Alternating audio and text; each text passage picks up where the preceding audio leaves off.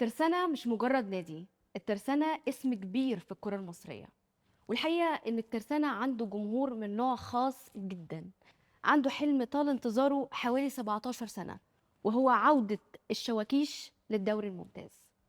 فالنهاردة الحقيقة أنا كنت طماعة جدا إني أحاور رئيس نادي الترسانة النائب طارق سعيد حسنين، وبالمناسبة هو والدي اللي بفتخر بيه وبفتخر بطريقة بفكره وبنجاحه وبمشواره اللي دايما بيثير فضولي إني أعرف عنه أكتر. منور. ميرسي يا استاذ هايدي على المقدمه الجميله دي، ويا ريت يكون ضيف خفيف على الناس في البودكاست بتاعك يعني. ان دي شاء الله. أقل حاجة والله ممكن أقولها لك، مش عشان والدي بس حقيقي أنا يعني هدفي من الحلقة الأساسي إن أي حد في يوم من الأيام بعد كده حابب يشوف رئيس النادي في الفترة دي ويفهم هو عمل ايه بجد ويسمعه منك انت شخصيا، مش كلام مرسل او منقول، يفتح الحلقة دي. ان شاء الله. خليني ابدأ الحلقة بملف مش هينفع اغفل عنه. هو اول سؤال، امتى هنشوف الشواكيش في الدوري الممتاز؟ على طول مره واحده كده. على طول كده. بص يا انسه هايدي، الكوره موضوع كبير قوي، طب مش موضوع سهل. كونك تبني فريق كوره بياخد وقت. طب كونك تعمل فريق ويطلع ممتاز ويقعد، محتاج ترتيب تاني خالص واستراتيجيه، خطة. خطه. اولا عايز اقول لك بس نقطه بسيطه كده. السنه اللي فاتت انا كان ليا فلوس عند نادي الاسماعيلي في بيع عبد الرحمن مجدي، كان باعوه هم البيراميدز، كان لنا 4 مليون احنا حق بيع، يعني كان 10% من المبلغ بتاعه. مم. فرحت قعدت مع الاستاذ ابو الحسن هناك، فبقول له، قال لي والله العمليه تعبانه واستنى علينا شويه والقصه دي كلها. بس هو النادي شعبي زينا وبتاع وكلام من ده، فانا يعني ايه اديته مهله يعني. فبقول له ايه الظروف ايه وبتاع، قال لي تخيل ان انا، ده كده السنه اللي فاتت غير السنه دي، مم. صارف 152 مليون جنيه يا خبر. ونزل درجه تانية لولا ان لحقوه في اتحاد الكوره وطلعوه. طب السنه دي بقى صارف كام؟ مم. 170 مليون ونزل. طب انا كنادي ترسانه اطلع اعمل ايه؟ ها، انت شايف ان مش تقدروا، حتى لو طلعتوا مش تقدروا تنافسوا مع الفند اطلع ده؟ وانزل تاني وانزل مديون. مم. خلي بالك ان انا راجل محاسب، فالارقام دي شغلتي. طبعا. ميزانيه النادي السنه دي 107 مليون، مم. عامل مصاريف 102، عامل فايض حوالي 5 مليون جنيه. تمام. لو انا طلعت ممتاز على الطريقه دي من غير ما اعمل استراتيجيه واعمل فكر محترم لقدام، لو صرفت ميزانيه النادي كلها مش هينفع. مم.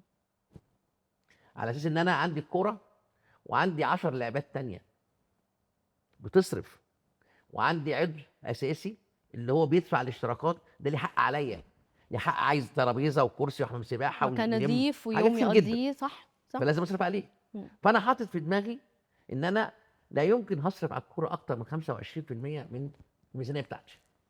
فلما كان ميزانيتي 20 مليون كنت بصرف ربع 5 مليون.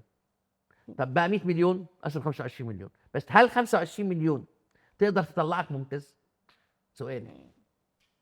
انا كان قاعد معايا السنه دي نادي القناه، رئيس نادي القناه، فبيقول لي انا بقالي 3 سنين صارف 290 مليون جنيه في 3 سنين، يعني حوالي كام تقريبا، حاجه و90 مليون كل سنه.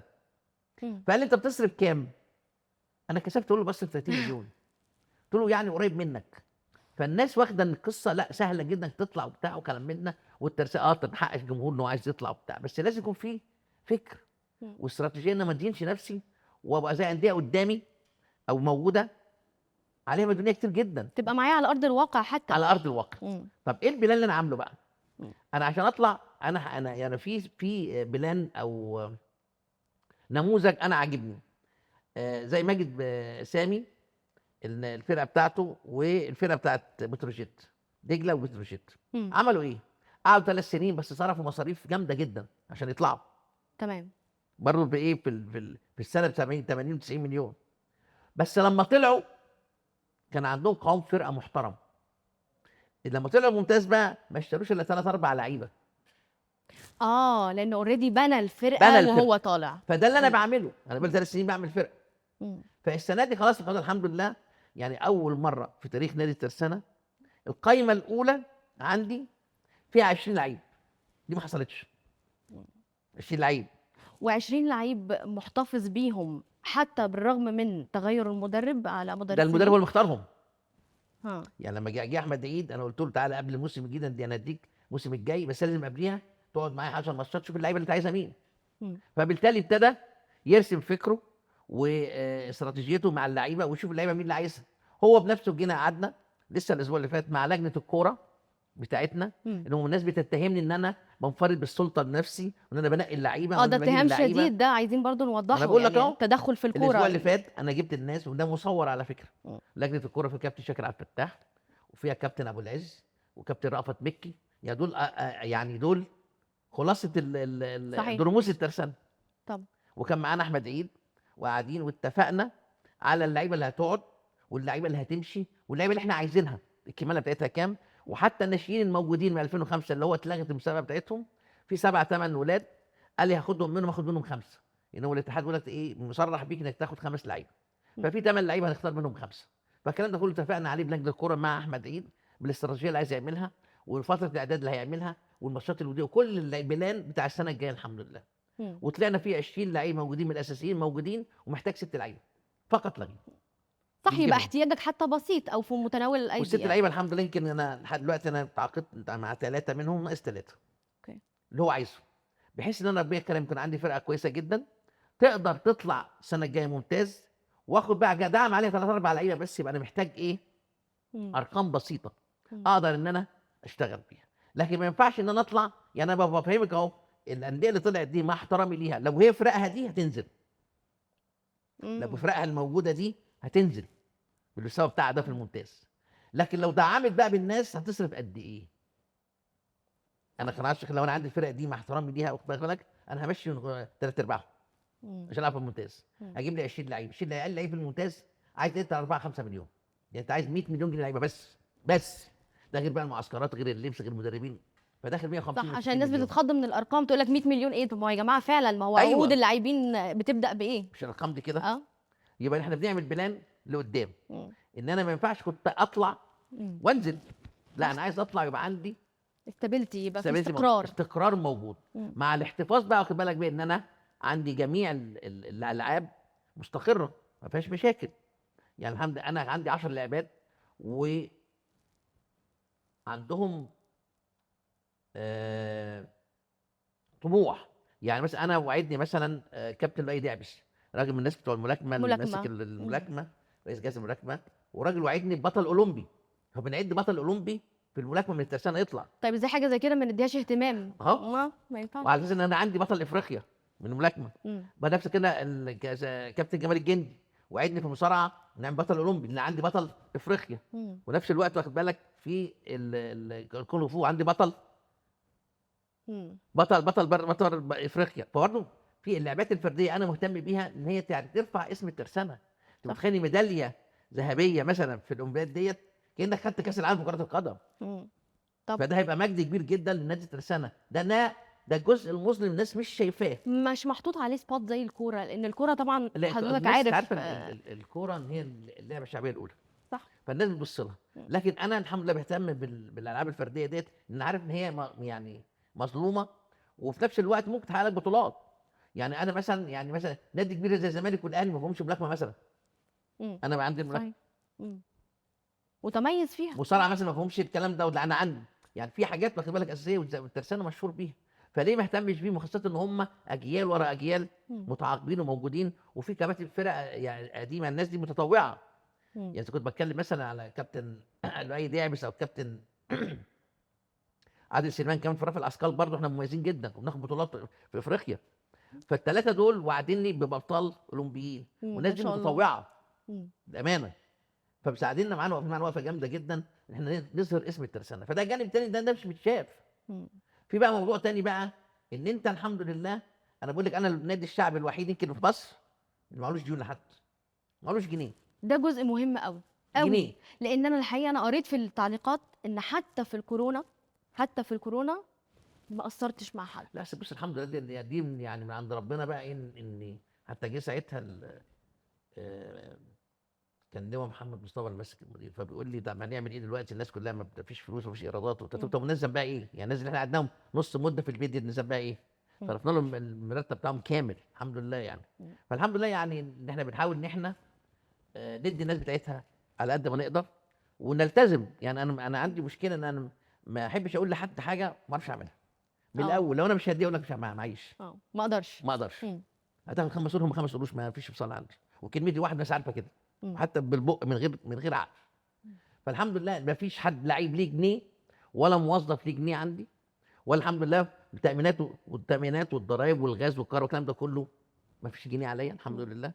فمن الانديه اللي احنا ماشيين بانتظام محترم جدا.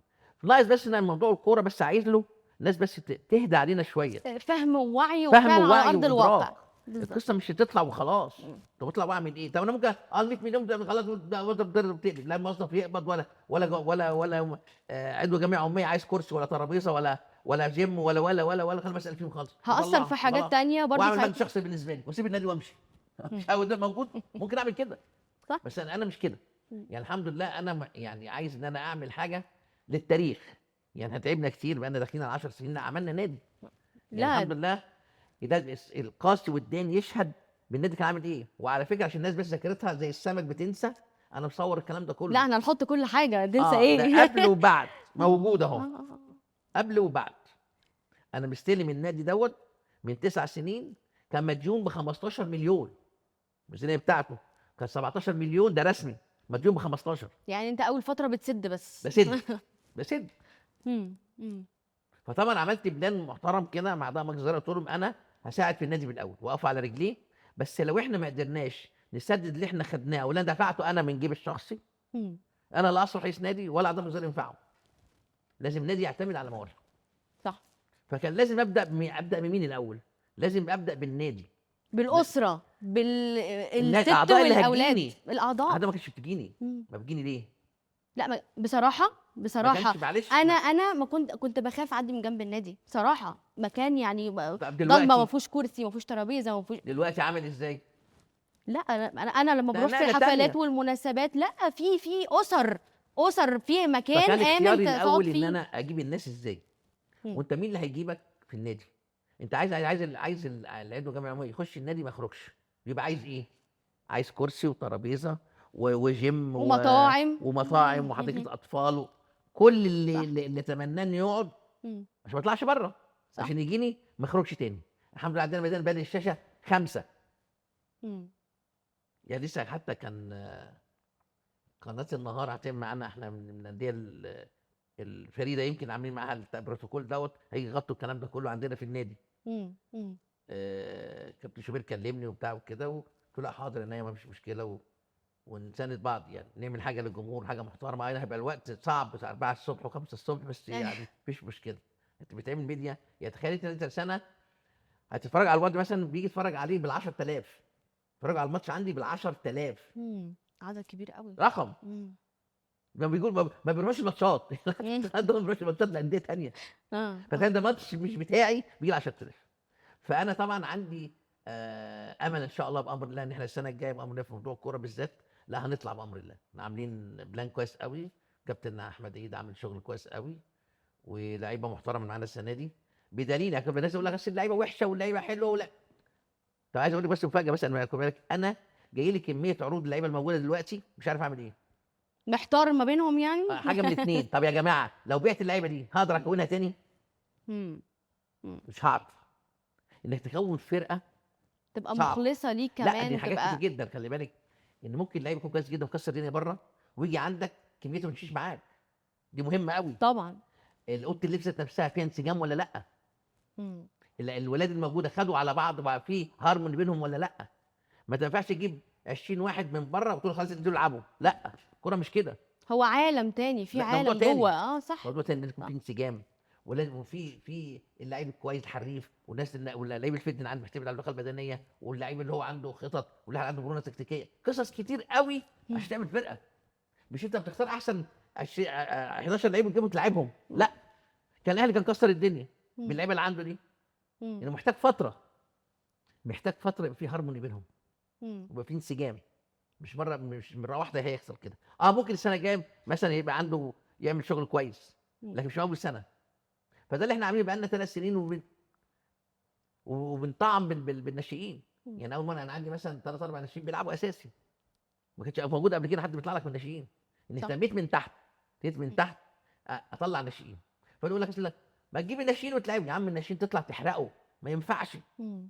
ليه وقت ليه معين، وقت، ليه وقت ولازم معين. تزق في واحد جنب، يعني اتنين يكون فرقه تشيله. مم. لا عشان الناشئين عندكم احسن، مفيش حاجه اسمها كده. مم. الكوره مش فهلوه، الكوره بقت علم ودراسه وتكتيك وامكانيات، حاجات كتير جدا تقدر ان انت توصلك للي انت عايزه.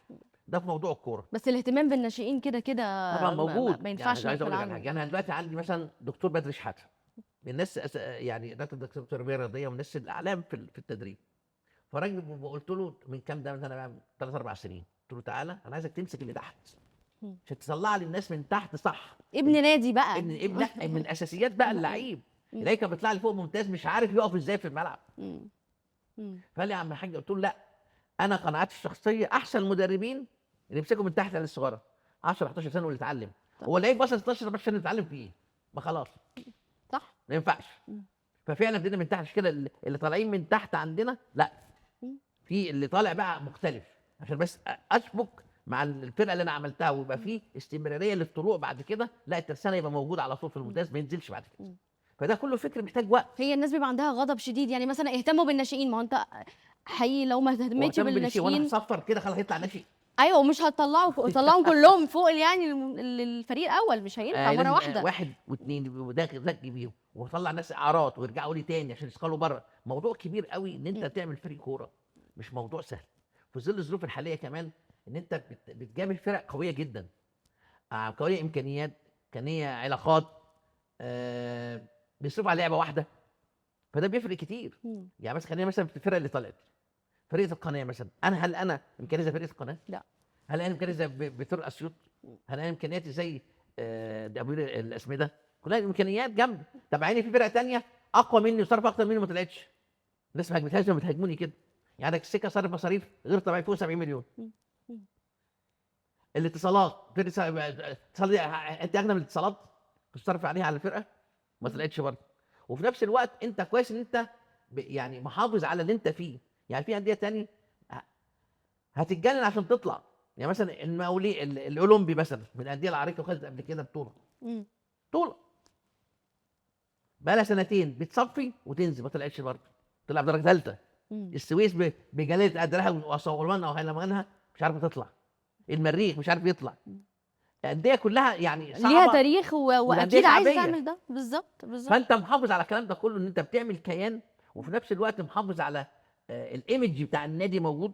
صح. لا بقى نادي. مم. فالناس بس تصبر علينا، القصه مش انا يعني في يوم وليله هتبقى واو. وانا بفكر كمان ان احنا عشان كمان موضوع الكوره، ان انا اعمل شركه كوره تقدر تساعدني مم. واعملها اسهم مم. تقدر تساعدني.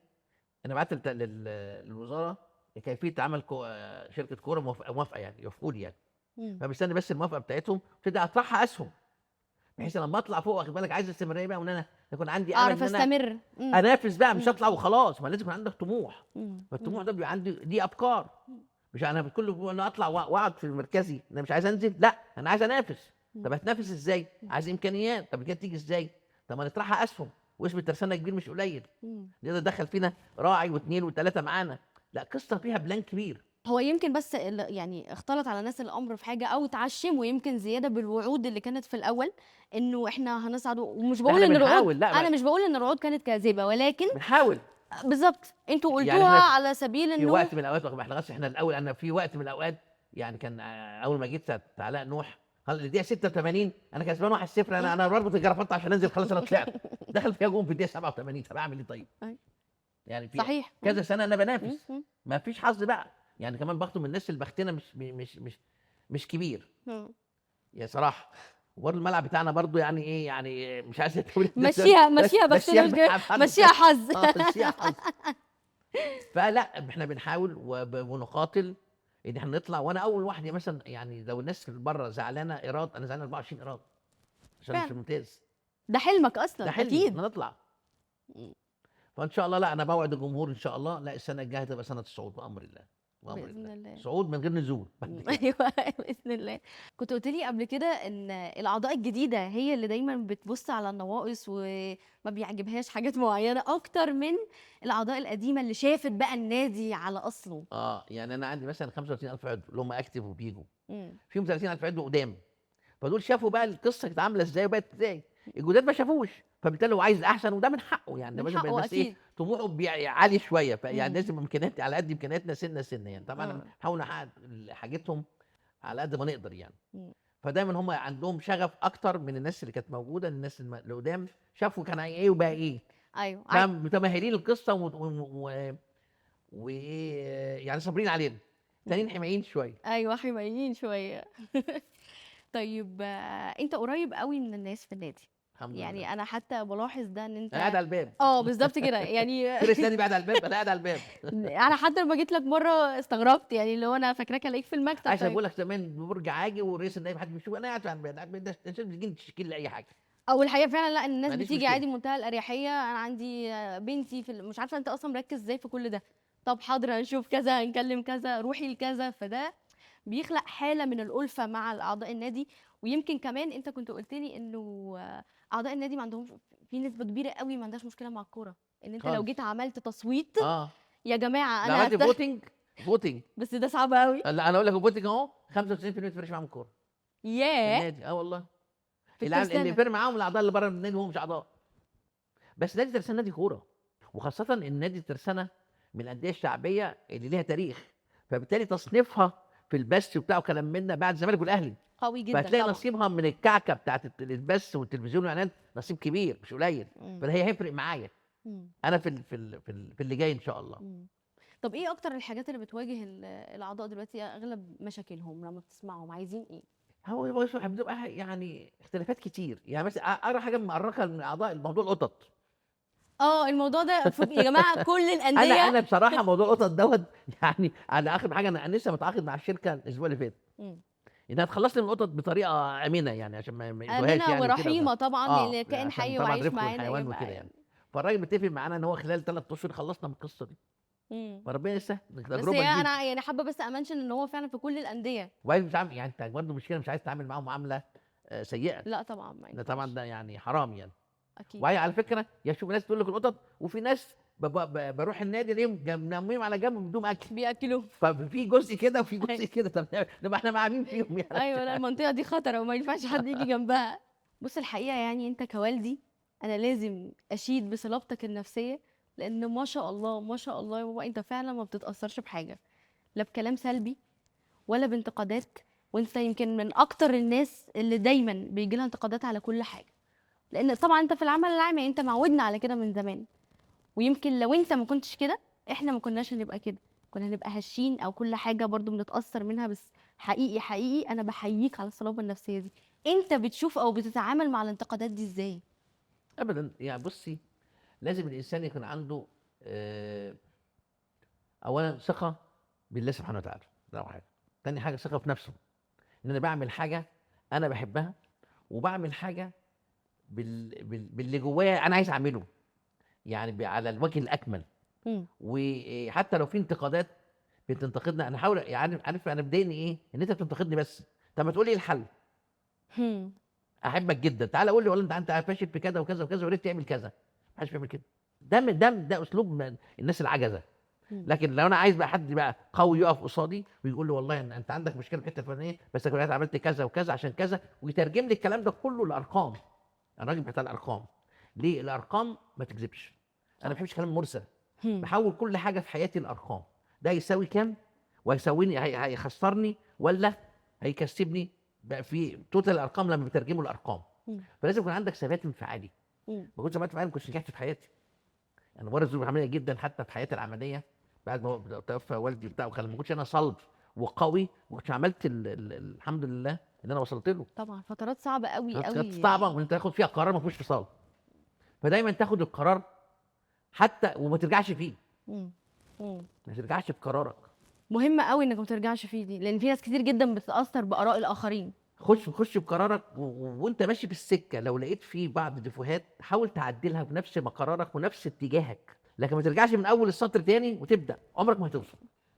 ولا برضو ان انا اغفل عن بعض الحاجات اللي الناس عايزاها اسمع. او اسمع. بص انا لازم بسمع كويس اسمع. جدا بالظبط. جدا من 50 ورقت، بس في النهايه انا خدت قرار خلاص. او يقول لك اصل فلان ده بيتاثر على الجيتار وهو اللي بيأثر عليه. لا، مم. ابويا ذات نفسه مش بيأثر عليا. مم. كان ليا دماغ. كان بيحترم عقلك جدا اه بصراحه. يعني انا من النوع اللي بركز جدا في الكلام او باللي انا عايزه. وبعدين الحمد لله ان عندي قوه شخصيه واراده. مم. عايز اعمل حاجه هعملها بعملها. يبقى بدرسها كويس جدا، وابتدي اعمل ليها ايه مقومات النجاح بتاعتها، وبالتالي اقدر ان انا امشي وراها. لو ما بشتغلش عشوائي، بشتغل بفكر مم. وبعلم. بحب العلم في الشغل دي والارقام. حقيقه. دي حقيقه. ما بحبش حد يقعد يجدل عليا بقى بالكلام. يعني لغه الكلام في ناس عندها متفوهه، مم. لكن في النهايه النتيجه ولا حاجه. ولا حاجه. مم. خليك ورا العملي. واحد واحد يساوي اتنين مش تلاته. حته العلم اللي انت دايما بتمشي وراها دي تاخدني لجزئيه مهمه قوي. دايما بتعمل حساسيه كده للناس، وهي وجود مهندس محمد طارق ابنك في مجلس الاداره، وعمر طارق كلاعب كوره في فريق الاول. بتشوف الحساسيه دي ازاي؟ بتترجمها ازاي؟ لا والله بص، خلينا في الاخر ان هو راجل مفيد للنادي ولا لا. وبعدين محمد طارق ما كان عضو مجلس اداره وانا ما كنتش موجود في الدوره دي، مم. بس كان ليه وجوده. ولما احس ان هو ما عرفش يعمل اللي في دماغه مم. او الناس تساعده معاه، قدم استقالته، ودي تحسب له. طبعا. الولد لسه صغير وبتاع وكلام من ده، وياخد القرار عنده الشخصيه ديت، اكيد تحسب له. ولما دخل معايا في مجلس اداره معايا، لا عنده فكر. هو ضاف كتير. لا عنده فكر. بالظبط. شوف ان هو ابني، لا عنده فكر بيطور وبتاع وكلام من ده. بس هو عارفه محمد عنده مشكله بسيطه. هو عايز يرتقي كتير جدا بالنادي بليفل عالي قوي. انا اختلافي معاه عايزين نطلع واحده واحده. واحده واحده، وعايز يبدا مم. عايز يطلع الاخرين. مم. ده الاختلاف اللي بيننا يعني. وممكن يكون عشان فرق برضو أجيال. الاجيال. مم. الاجيال الجديده شايفه عايز ينطلع الاخرين وعايز. مم. عشان احنا برضو دقه قديمه اولد بصينا. سكول، فعايزين حاجه واحده احنا واحده. بناخدها سنه سنه يعني. مم. بس بنلتقي في الاخر في نقطه معينه في النهايه. فوجوده لا مضيف اضافه صراحه. مش عشان هو ابني، لا. انا في الحاجات دي ما بجملش. لو هو وحش مش هاخده معايا. صح. ده قولا واحدا. موضوع بقى بتكلم عن عمر. عمر ده المظلوم بصراحه معانا. وانا اللي ظلمته بصراحه. وجود رئيس نادي هو اللي ظلمه. عمر جات له عروض كتير جدا، وانا كان ماتش الاهلي اللي كان جاب فيه جون، انا عمرو كان قاعد جنبي وكان عايزه. بصراحه جاله كذا عرض قبل كده. هو الولد نفسه هو نفسه يطلع النادي. يعني السنه دي بيقول لي ان دي شاء الله حقيقة. السنه دي يا بابا انا. لا انا بقول لك سنه الصعود بامر الله. بس هو عمر مشكلته انه عمر طارق سعيد. وبعدين بيحملوه. يعني هو وارد في ماتش ما كانش موفق. طب ما انت في 10 لعيبه غيره، هو شالوه الليله هو. بالظبط. طب ماتش هو كويس وبيكسبنا، جابوا سيرته وجابوا لعيبه ثانيه عشان هو لعيبه ممتازه. تلاقيهم ممتازه يعني. لا عمر لعيب كبير. ده بشهاده اللعيبه المدربين كلهم. شهاده اساتذه في الكوره كمان. مش صح. مش مجامله يعني. الكوره ما فيهاش مجامله. يمكن كمان من الحاجات اللي دايما شغلاك الحفاظ على هويه الترسانه. ممكن نوضح للناس اكتر ازاي بتحافظ على حاجه زي كده؟ يعني انت لو عضوه قديمه مم. ودخلت الترسانه دلوقتي هتلاقي هو نفس الحاجات يعني. بس انت بتطور في مكانها، انت بتحافظ على الهويه بتاعتك. يعني زي مثلا الناس كتير جدا قالوا لي نشيل الدرجه الثالثه بتاعت الاستاد. قلت لهم لا طبعا، ما دي هويه ينفعش. النادي. ده عندك استاد. يعني ماشي، انت مسابق ناس كتير جدا في حكايه الاستاد دي. يعني معلش، الزمالك والاهلي ما عندهمش استاد. مم. الاهلي لسه هيعمل استاد قدام 4 5 سنين. الزمالك ما عندوش، بيدور على الارض لسه. احنا عندنا الكلام ده كله. انا هده بقى. لا واستاد مجهز. مم. يعني في حاجات الناس مش شايفاها. الاستاد بتاعنا من الاستادات اللي فيها تقنيه الفار، مش موجوده عند اي حد بدرجه ثالثه، موجوده بالدرجه الثانيه في مصر. مم. من اوض اللبس مثلا محترمه جدا، معموله على اعلى مستوى. فيها جيم للعيبه بتاعت الكوره بس. مم. وفيها مكان طبي للعيبه بتاعت الكوره بس. مم. فدي مجهز. دي حاجات تحتيه موجوده مش موجوده في اي نادي تاني. زائد هو مجهز زمان للاشتراطات بتاعت الامن من الانديه او الاستادات المجهزه بتاعت الامن. يعني في اي وقت ممكن تلعب عليه ماتش دولي، ما عنديش مشكله. مم. عندك 4 ابواب يخش منها الجماهير، مش لا، موجوده في حته تانيه. مفيش احسن من كده يعني. فمؤهل تاهيل عالي جدا ان انت يكون عندك استاد محترم. فانت مسابق ناس كتير جدا في الكلام ده، فدي هويتك. زي كمان ان انا بحاول ان انا اجي اعمل حاجه جديده للنادي، زي مثلا طرح النهر. اللي عملناه اه كان ده طرح ممتاز نعنع قديم. جيت انا من 7 8 سنين لقيته حاجه يعني موجود، بس كان وحش جدا ومهجور. ومهجور. مم. طبعا يعني قصه كبيره جدا عشان تعملوا التراخيص بتاعته. طبعا تاخد وقت. وعملها ساعتها كذا شكل، فكانت عملنا 3 اشكال لطرح النهر. الاعضاء اختاروا اعلى شكل اللي هو اه. اتكلف 6 مليون، قالوا كل واحد يدفع 200 جنيه. مم. فتاخرنا في التراخيص لان التراخيص صعبه جدا. مم. يعني الترخيص بتاع طرح النهر دوت، لا انت لو بتبني في الفضاء اسهل من انك تبني على النيل مم. من غير تراخيص. فالحمد لله ربنا كرمنا بالتراخيص، يعني كان ساعتها يعني توفيق ربنا كان كبير. فقعدنا سنه مش عارف اخلص ترخيص صراحه، فكل لاعبين يقول لي لازم 200 جنيه دافعها. كان عليك بس 200 اه جنيه اللود لو عامل لي جامد جدا. 200 جنيه اللي دافعها دي مش عارفين انا بطبيعتي ما بحبش اعمل حاجه وخلاص. مخالفه، اه لا ومخالفه اعملها دي صح. حقيقه. مم. اعمل تراخيصي وحالي ومحتاج لا تسيب فلوس ناس، يعني ما ينفعش ان انا اهدرها يعني. مم. فربنا كرمنا حتى كمان لسه بعمل كمان ان شاء الله ان احنا عملنا خدنا لايسنس بمرسى. احنا نجيب مركب قاعده على طرح النهر، بحيث ان الله تعمل حلو قوي. فيها افراح وتبقى قاعده كويسه ان شاء الله قريب مم. بامر الله. ده خدنا الترخيص اهيت، بنحاول نتفق مع مركب دلوقتي. مم. فده برضو ده ممتاز. موضوع تاني، تدخل ايراد برضو للنادي. انت بدور ازاي انت تدخل ايراد على النادي من خارج الصندوق بقى. مم. ازاي تجيب ايرادات؟ مم. يعني طبعا في الاخر انت ايراداتك محدوده، وبعدين حتى تيجي تزود على الاعضاء. الناس بتقول الاشتراكات، احنا شركتنا عاديه جدا يا جماعه. يعني مثلا لو 4 5 افراد بتدفع لهم 700 جنيه و800 جنيه في السنه. لا مقارنه باي يعني حاجه ده مفيش كده خلي لو يعني. 4 افراد هقول 4 افراد بيدفعوا 800 جنيه، مم. مم. خلاص يبقى الفرد بيدفع كام؟ مم. 200 جنيه. 200. طب الفرد قد ايه في اليوم؟ ها 70 قرش. يعني في 70 قرش دلوقتي 8 ارواح ب 5 جنيه دلوقتي. فرقم والعمله نادره. من الحاجات اللي انت عايزها، مش مقارنه. مم. يعني مم. انت كعضو ذات نفسك بتقول لك مثلا تدفع لك 200 جنيه كانت كعضويه. العضويه كلها 800 جنيه. مم. اقل عضويه 4 تنفار، مش هقول مش 4 تنفار. يعني الفرد بيدفع 200 جنيه. مم. ال 200 جنيه يبقى انت عليك في السنه قد ايه؟ 60 قرش ولا 65 قرش. مم. لكن انا دلوقتي في فتره فتحت العضويه سهلتها على الناس شويه. اه فتره لما فتحت العضويات اه سهلت ساعتها. وبعدين لما بعمل عشان برضو الازدحام، لما بعمل اماكن بقدر ازود شويه في العضويات. اه الناس تقول يعني لك بس كل ما النادي زحمه. توسع. يعني مثلا دلوقتي عندي البسين اللي هو النص اولمبي فوق، ما انا عامل شاشه فوق كان يزيد مثلا 500 واحد. مم. عارف يقعدوا ليه؟ البسين اللي تحت نفس القصه بالليل مفتوح. بفتح اماكن وبالتالي اقدر ازود عضويات، ما تبقاش فيه زحمه. لان في ناس فعلا كانت شايله هم الموضوع ده ان النادي هيزحم ومش هنعرف نقعد ومش هنعرف لا بص الحمد لله انا عايز اقول لك ان انا ما فيش حد بيجي مثلا ما يلاقيش كرسي، ما يلاقيش ترابيزه. ما يبقاش هو بيبقى واقف. زمان كنت تروح النادي من فتره مش لاقي اصلا كرسي تقعد عليه، كان بيأجروا كراسي من الفراشه اصلا.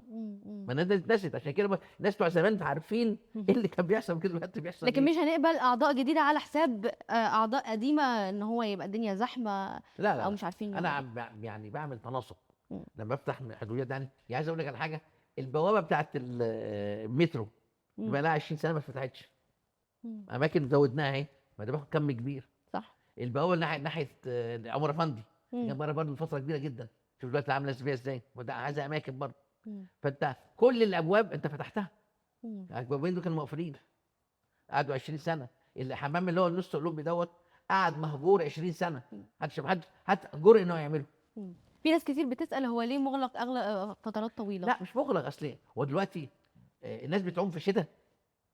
لا المفروض لا. انا بفتح 1/6 وبخلص 11 5 اشهر عايز ايه تاني. مم. بس الحمام التاني بقى اللي هو الاولمبي مفتوح طول السنه وفي مم. تسخين. اللي عايز بيجي يعوم يجي يعوم من الصبح من 10 ل 2 فتره مفتوحه. طب نعمل ايه تاني؟ مم. ما خلي بالك اصل التشغيل على طول دوت كوست عالي جدا. مم. وبعدين الغاز طبعا. دلوقتي بقت ارقام قد كده. يا طبعا. جماعه في النهايه برضو انت ليك اقتصاديات، في اقتصاديات للنادي، مش مقدرش تبقى عاملها على الفاضي. صح.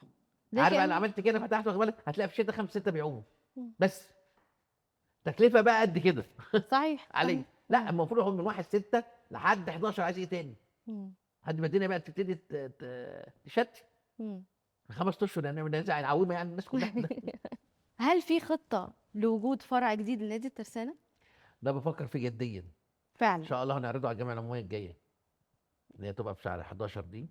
هنعرضه على الجمعيه العموميه. لازم تاخد موافقه الجمعيه العموميه ان احنا نفتح فرع في اكتوبر، وخاصه كان عندنا ارض قبل كده بس اتاخدت، انا جيت لقيتها اتاخدت. ناس كتير جدا بتسأل اه، ما عنها. حاولنا فيها ما عرفناش نرجعها، خاصه الاسعار بتزيد يعني.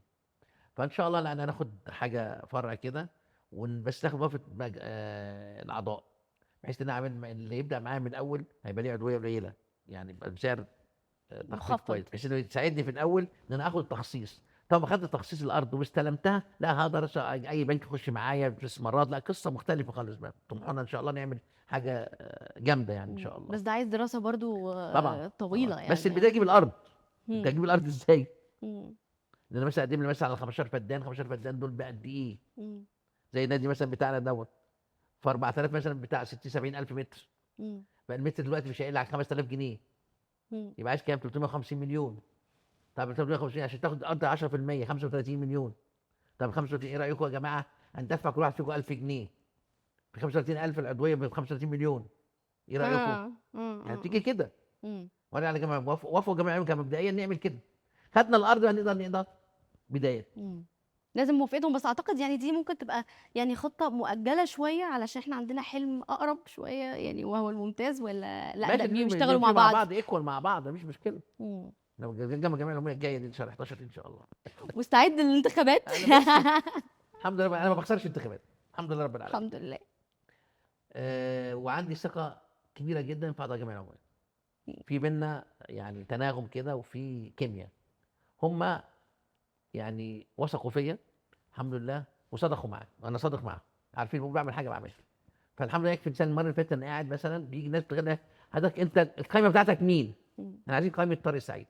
دي تكفيني ان هو ناس صح. الثقه اللي هم بيدوها لي الحمد لله رب العالمين. و... وهم عارفين ان انا يعني يعني عايز اجيب السما حته الاعضاء الترسانه.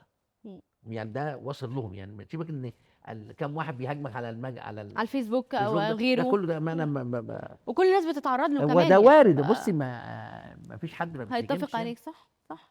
بس الغالبيه العظمى قد ايه؟ مم. 100 واحد بيهاجمك، ما مم. انت عندك 35000 عضو. بس حضرتك اللي لامس ده بقى في النادي، يعني الكام حد اللي احنا بنشوفه على الفيسبوك ده، حتى لو انت عشان انتوا مش من بره. بالظبط. لا تعالى يوم الجمعيه العموميه بقى، مم. شوف الناس اللي داخله بتقول ايه. مم. يعني مثلا المره اللي فاتت مثلا كسبان انتخابات وانا قاعد انا ما قلتش مكاني، مم. الحمد لله. والقايمه بتاعتي نجحت كلها، حتى اللي كانوا زياده عن القايمه هم اللي كانوا بعديه. مم. يعني اللي بعدين مم. يعني السابع والثامن والتاسع كانوا من اعضاء مجموعتي برضه يعني. ده اللي كنت عايزه اقوله فعلا، ان مش كل الناس يا جماعه بتهاجم وبس، لا في ناس كتير طبعا لا قوي لا لا لا، عارفه قيمه المجهود اللي انت عملته. بس أصل انت الحاجه باينه. بالظبط. في حاجات ما فيهاش انت بقى، ما ما بتعملش فيهاش كلام فصال. مرسل، لا انت مم. بتقول عملت حمام سباحه اهو، مم. عملت جنينه اهي، مم. عملت شاشات اهي، عملت اهو، ما باين قدامك اهو. نختلف او نتفق وانا بقول لك بقى. على حاجه وهميه، بالظبط. انا ما بقولش كلام مرسل بالنسبه لك. ممكن نختلف في اداره الاشياء، ممكن وارد، في كل حاجه وارده، بس في حاجات انما ثابته موجوده. في الوجود او العدم لا، دي ما فيهاش يعني. وكمان لوحده انت انت طبعا. بتعمل بلان بتاعك. يعني الحمد لله البلان اللي عملته لهم كل سنه بقول هعمل كذا، مم. بعمله له. مم. وجميع عموما يعني الانتخابات دي ان شاء الله مثلا لما تيجي بعرض لهم، شفت قلت السنه اللي فاتت أنا قلت ايه، هعمل كذا وكذا وكذا وكذا اهم. مم.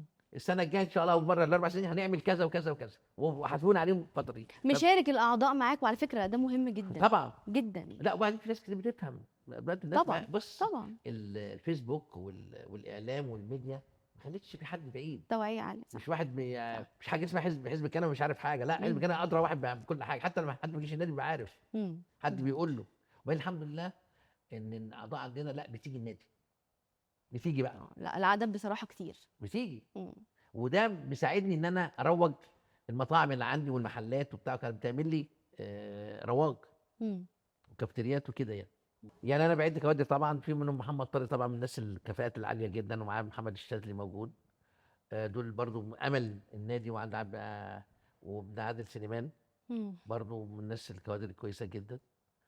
و... وطبعا احنا في الفتره دي بنحاول ان احنا نخلق كوادر جديده بقى، مم. تطلع لنا حتى ان شاء الله نطلع حد جديد ان شاء الله. عشان المستقبل يعني، كمان 10 بحيث انت سنين تبقى مطمن بعد كده شايف. ما تمشي يبقى مم. في كوادر تقدر تطلع النادي. وبص النادي ترسانة يعني برضو ومصر عامه ولاده، يعني مش هتقف على حد. بس انت بالظبط. تديهم الفرصه مم. ان هم يساعدوك ويتعلموا.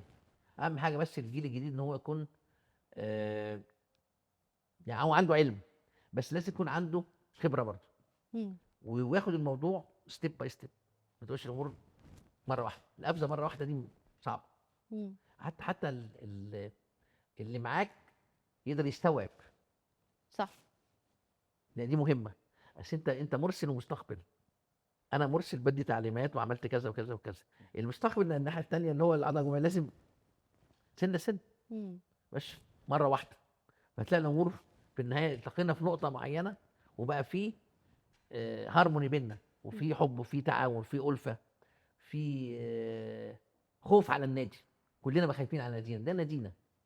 دي مهمة. وفي حاجة غريبة جدا، الناس لما بتتكلم يعني مثلا لو عبرت عن حبك للنادي او ان انا خايف على النادي، عندهم شك يعني ان هو لا في الاخر برضو لمصلحتك او لمصلحة لمصلحتك شخصية. ايه؟ مش عارف. انا بقول لك، انا بنقل لك اللي عايز اعرف بيتقال. مصلحتك ايه. مش عارف يعني بصراحة. الحمد لله، واخد بالك، يعني انا داخل النادي واخد بالك وانا رجل اعمال كبير، بالظبط. كنت نائب برضو. يعني بالظبط. الحمد لله، يعني ايه، مش داخل اعمل حاجه من خلال النادي. ده اللي انا كنت عايزة اوضحه. ماديا الحمد بالظبط. لله رب العالمين، احنا عاملين يعني مستور الحمد لله قوي. الحمد لله. فمش انا اللي هخش استفاد من النادي، لا. لا لا الحمد بصراحة لله على رب ارض العالمين. الواقع واكثر بالعكس. حاجه بتضايقني بقى في القصه دي كلها من الناس اللي على الفيسبوك يقول لك بيجي اصلي دول هيبقى شويه، يقول لك ايه، مرتشين، حراميه، عملاء. عمولات ايه يا عم انت يا عم؟ بتتكلم على ايه بتتكلم انت حرامية؟ بتاع مين انت؟ يعني مش عايز اقول لك ان احنا، يعني الواحد بيدفع قد ايه من جيبه في النادي. والحمد لله خد بالك يعني ان احنا من حبي للنادي، يعني انا يعني بحب النادي وعايز افهم بصوره. مم. لكن بيزعلني لما انا مش متابع جيد اه. للسوشيال ميديا، مم. وما بتاثرش. افضل بصراحة. لكن بتاثر واخد بالك واحده زيك بتيجي تقول لي في كذا كذا، او حد بقى بيجي من بره يجي يقول لي ده عاملين عليك كذا وعاملين كذا، ساعتها بعرف. يعني عشان كده ما بتاثرش. يعني انا اللي بوصل لك انت اللي انا. بتوصليني، ليه ما تقوليش انت بيهاجموك بقى سيبوك كده. ما صح. فيش حد كمال لله وحده، ومش حد هتلاقي 100% معاك، استحاله. طبعا. لكن السواد الاعظم اللي معاك هو ده اللي انت عايزه. صح. لكن في ناس على فكره تبقى قاعده هي قصتها كلها ان هاجم بس. متربصة كمان اه، يعني كل حاجة. مم. ده فاشل اصلا، مم. قاعد على الفيسبوك ملوش حاجه. مم. صحيح. يعمل ايه؟ ينتقد في طارئ. مم. اه، اصل كان في فتله وانت شفت الفتله، مش شايف الجاكيت الطعم اللي لابسه ده كله، الفتله هي اللي بتوصل لها، هو أيوة. ده نفس القصه. صحيح. وبيحصل مع كل الناس فعشان طبعا، كده انت الشخصيات العامة اكيد. انا بنصح اي حد في العمل العام بالذات يكبر دماغه، صحيح. وهدفه قدامه يحدده، يركز، يستخدم العلم في الشغل بتاعه، مم. وما يبصش حواليه. هتلاقي بص شغلك هو اللي بيخلي الناس غصب عنها تحترمك في النهايه، وبتقدرك، وبتعرف انت تعبت قد ايه، ان المجهود بيبان. مم. ولو في واحد بيكرهك هتلاقي 1000 بيحبك من خلال الشغل. الناس الخير في امتي ليوم القيامه. طبعا. من ضمن كمان الأسئلة إن حد جه كتب إيه بقى على بوست أسئلة الأعضاء، اشمعنى التوقيت ده قررت إنك تسمع الأعضاء؟ ده انا قاعد على باب النادي. هروح فين فهي يسمعوا دي بايه؟ الفكرة. يعني يعني. انا عشان في ناس برضو اعضاء ما بيجيش النادي، صحيح. فعايز اسمعهم صوتي واقول لهم ايه الموضوع مم. وتعالى. مم. لكن اي حد بيجي النادي، ما انا قاعد على باب النادي، صحيح. وهاجي على باب النادي وقلت له ما بقالش حد، تعالى تعالى في المكتب فوق، مم. حد يقول لي انا اقول لي الكلام ده. مفيش أقرب من كده يعني. اروح اقعد فين تاني يعني؟ على باب النادي اهو. أيوة. طيب، أنا كان في سؤال في بالي حابة أسأله لك. لو النهاردة هيبقى آخر يوم ليك في رئاسة نادي الترسانة، إيه رسالتك لأعضاء النادي؟ حافظوا على النادي، حافظوا على النادي. البنى صعب، الهد سهل. مم. هيصعب عليا بتاع 10 سنين يروح في داهيه بسنه بعدين. يحافظوا عليه بس. واكيد في النهايه يعني الحمد لله الواحد بيبقى يعني لو انا مشيت دلوقتي يبقى انا عملت حوالي 90% من اللي انا عايزه، وراضي جدا ومقتنع جدا ان انا عملت اللي عليا من جوايا. حتى انام وانا ضميري مرتاح، و و وفيت بوصيه والدي يعني في حاجات كتير ما يعرفش ان والدي كان ترسانوي جدا. ياه. وفي اخر يوم هو قبل ما يموت انا كنت البيت معاه، مم. والله والنعمه دي. وصاني 3 حاجات، قال لي خلي بالك من امك مم. واخواتك ونادي الترسانه. ناس كتير ما تعرفش دي مفاجاه القصه لي دي. انا شخصيا. انت ما تعرفش القصه دي. فمعلش فكره انا باجي السعاده ان انا بطور في الترسانه، بحيث ان انا والدي سبحانه وتعالى يعني ربنا يكرمه ان شاء الله ويغفر له، يعني انه سعيد في تربيته ان انا بعمل حاجه الكلام ده كله في نادي الترسانه. كان عاشق للترسانه. مم. وليه اصلا الترسانه؟ انت في البدايه ليه اخترت نادي الترسانه؟ انت راجل ناجح وعندك شغلك ما انا بقول والبيزنس لك اهو، بتاعك، انا ده كان من الاسباب. سنه 97 مم. ده كان والدي ساعتها توفى فيها ووصاني بالقصه دي، فانا ما يعني قلت ايه ان شاء الله وبتاع، كان ما كانتش في دماغي. فجت الظروف بقى ان انا في 2002 او حاجه زي كده، جت لي الظروف ان انا كان ايام حسن بيه فريد كان انتخابات، مم. ودعوني وبتاع، وكلام مني انهم عندهم اصوات كتير في امبابه وانا ليا شعبيه في امبابه وبتاع، وكان وقفت جنبهم. مم. فلقيتها فرصه وبتاع، وكلام مني. طب انا والدي كان موصيني على النت، طب دخلت بقى في الايه، مم. في القصه من دي يعني. ساعتها جه من الحلم اللي ساعتها جه مركون الحلم على بقى الرف. القديم بقى ان انا احقق امنيه والدي يعني. في النهايه انا اتشرفت اني عملت الحوار ده معاك، وحقيقه انا كان نفسي فيه من سنه دخلت يمكن التاريخ اهو يا فاتت. هايدي. طبعا، طبعا من اوسع ابوابه يعني. دي حقيقه. انا بس نكون ضيف يعني ضيوف خفاف على الناس، واتمنى يا رب يا رب يكون سنه الصعود السنه دي باذن الله. للترسانه ان شاء الله بامر الله، ونحقق كل امانينا، واعضاء الجمعيه العموميه للترسانه يسعدوا كل خير يا رب تبقى ان الحلقه شاء الله. وشها خير كده عليكم باذن الله. ان شاء الله. شكرا بالسياحه. ميرسي يا حبيبي. احساس حضرتك ايه وانت قاعد قدام هايدي بنتك الشاطره الاعلاميه المستضيفه ده كلام. والله احساس جميل جدا والله، يعني هايدي من الناس الشاطره قوي حقيقه. وبعدين انا ملاحظ واخد بالك ان هي مركزه قوي، وعندها ترتيب افكار محترم، وعندها ملكه، او هي ما بتهبش الشاشه يعني، او الكاميرا ما بتهبهاش، وهي مظلومه اعلاميا. عايده بتبقى من الاعلاميين الكبار قوي، انا متفائل بكده ان شاء الله بامر الله. ده وانا شرف سعيد كبير. جدا طبعا ان عملت معاها الحوار دوت، وهي نعم اسئله كتير، طماع. وقالت كل الاسئله اللي عندها وطلعت جعبتها كلها. فاتمنى لها كل خير ان شاء الله، اكون من المذيعات اللي لها مستقبل كويس قوي ان شاء الله. ده شرف ليا على راسي. وعلى فكره انا بقول لك قريب جدا هتلاقوها على شاشه قويه جدا في مصر ان شاء الله. حبيبي. اللهم امين ان شاء الله.